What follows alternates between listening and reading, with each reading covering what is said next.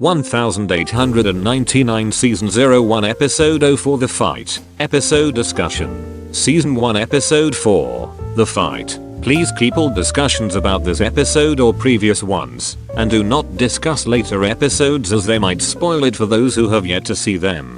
Boy just respawned WTF. Im back bitches. The vampires. Werewolves. Russia conversation was perfect. The boiler room what? The 19th century equivalent of the IT crowd. Why isn't anyone talking with more hand gestures? Considering no one's what the other is saying. Also there was only one scene where a person was translating, but multiple people on the ship speak multiple languages. Why isn't there more translating? The fact that the Kerberos is suddenly facing west instead of east works well with the ship being mirrored. https://www.reddit.com/r/I_ld_do9/I_major_discovered_within_ the first scene takes place before the Kerberos found the Prometheus and the second scene takes place after. While the Prometheus is around, the compasses go crazy, so the crew cannot see what's happening. But once Daniel turns the Prometheus off, it becomes obvious. The crew heading west may actually not be west but the reflection of east. Our brains have mirrors, two halves. So we're going to address each of the main characters' PTSD moments one by one, I'm guessing? Yes, and each of them encompasses one of the themes listed in the 1899 newspaper. It has to do with Freud's theories on dreams. I thought Jung more than Freud. Jung is a beetle. Freud is the first mate's righteous beard. I knew they would become a mob, but I can't say I ever anticipated it would evolve this angry and aggressive this quickly. For the love of God, can someone give Cresta a hug? Like literally no one is on his side. He is literally sad every episode. Scapegoating a preteen boy is making me lose a lot of points for characters I held in high regard, but like what other options do they have? I hope creepy little boy has a reason for being like this and isn't creepy for the sake of creepy. Olek continues to be a stand-up guy in every circumstance. If he dies I'm gonna be so bitter. Olek and Jerome are my two favorite characters right now. Okay, what the F is going on? Same. Boy don't die. Boy respawn. Yeah guys, I called it. The boy is Prometheus himself. That's why he carries the fire, the pyramid, and died only to be reborn again.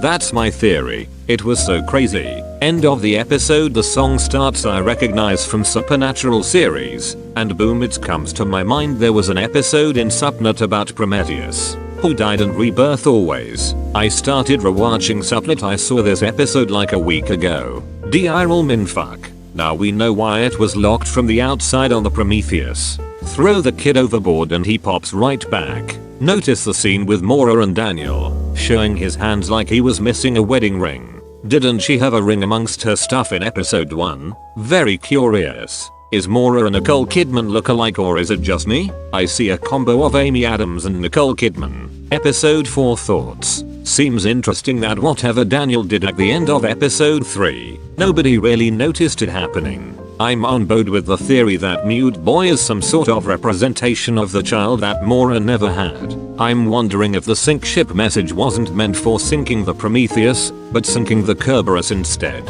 First mate, whatever his name is, definitely knows a lot. He immediately went to look under the bed when the rowdy Danish crew went into Maura's room to look for the boy.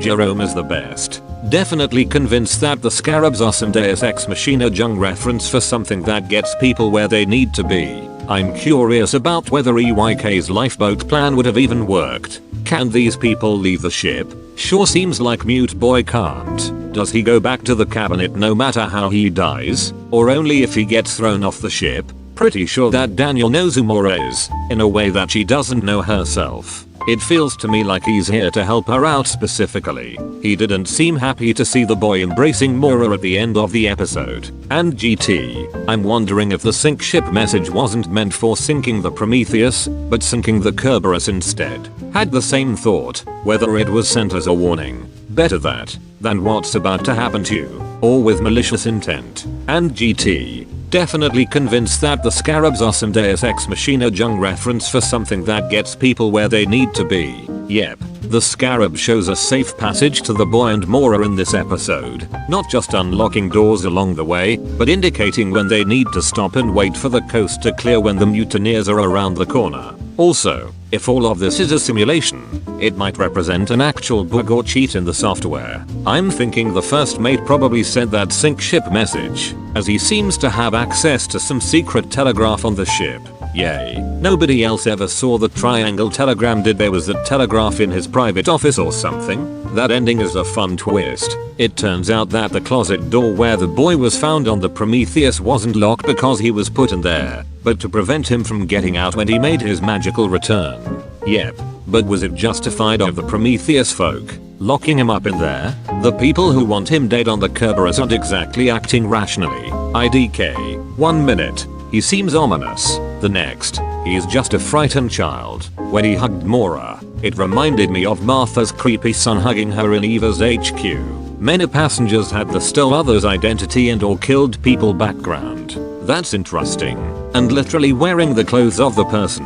Kimono, priest's robes, lieutenant's uniform. In the first episode, Mora was telling herself to remember that she was Mora Franklin. And then Daniel mentioned that her name was Irish, but that she wasn't Irish. Is Mora not the real Mora? Did the real Mora die on the Prometheus? Does the Black Pyramid give you respawning ability? The boy is Prometheus. When Prometheus gave the fire knowledge to humans, he was punished by getting his liver eaten by an eagle until he died, just to be reborn again the next day and relive it all again. For eternity. I keep changing theories, but I wonder if they're all in jail for the things they did and are being experimented on through hypnotherapy. The room numbers are shown so many times, and even 1899 is possibly a room number instead of a year. I thought the same, but Netflix has another show with that same premise already. I just started watching this episode, but can you all listen to that wake up? This is the first time I'm noticing this, and maybe the previous ones were the same, but I think she sounds like Mora, the one who says wake up.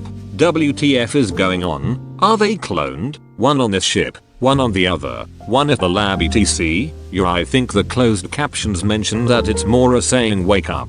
Is there a better ending than an ending that ends with don't fear the Reaper? 90s The Stand miniseries vibes. No, exactly. D. I love that I know all of the songs they used thus far. I don't think I knew a single one they used in Dark, which was nice in its own way because it introduced me to some great artists I didn't know about. But that dramatic moment in a show when a song you've known and loved for a long time starts rocking really hits different. I'm now thinking that the ship isn't the real current reality, and that the scenes of characters past is where they actually are in the present time. I would justify this, but I have written too many long comments today. I think you're onto something in the sense that the plot of the Kerberos Prometheus isn't the main reality, like in the Matrix. There's way too many references in the show about how our brains contain their own realities separate from what conventionally is called reality. And then this reminds me of the off statement by Mora about how figments of our imagination can be as real as anything else. I was weirded out that the woman even looks like a female Mads Mikkelsen. Useless trivia,